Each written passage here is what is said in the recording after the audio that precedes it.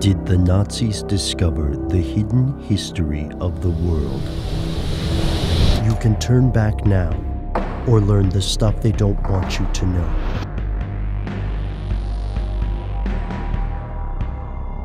Here are the facts.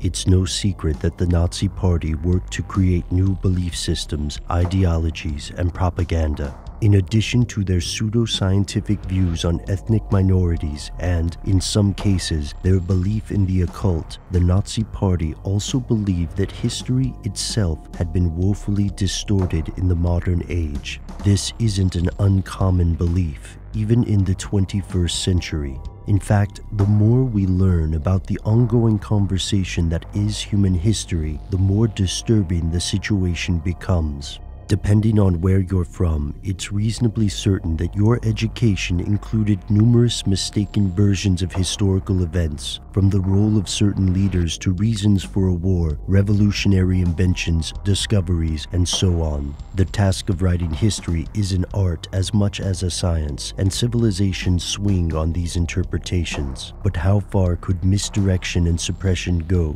Could someone really obliterate the history of an entire people? The Nazis thought so, and they were determined to find what they believed had been lost. Here's where it gets crazy. The NNF was founded in 1935 by Heinrich Himmler, Hermann Wirth, and Richard Dare.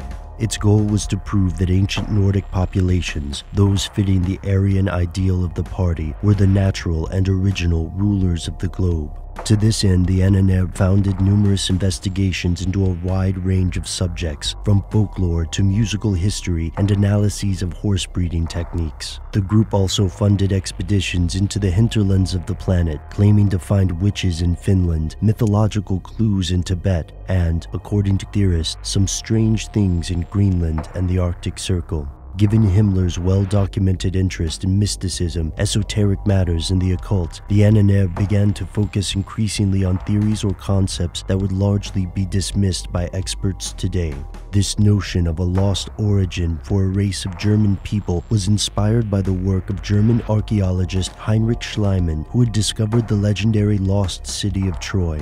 Until the 1870s, Troy was also thought to be a myth. But this mythic origin was not the sole focus of the NNF. The group also funded investigations into the location of the Holy Grail, which they believed to be a genuine artifact, perhaps hidden in France. They also launched a thorough fact-finding campaign into the Inquisition's witch hunts, searching for evidence of a suppressed pre-Christian Germanic religion and, in a more pragmatic fashion, searching to discredit the Catholic Church. As we understand events today, the NNF ultimately could not confirm its pre-existing beliefs about the nature of human beings, its concept of race, or its belief in lost civilizations. For skeptics and the vast majority of experts in fields from anthropology to history, this is simply a case of confirmation bias carried to an extreme degree. To others, however, from revisionist historians to occultists and more, the NNF's full discoveries will never be made public because there's something the current world order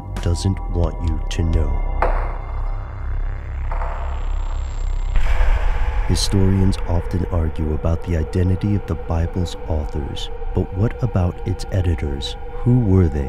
What did they leave out, and why? Tune in for our upcoming series.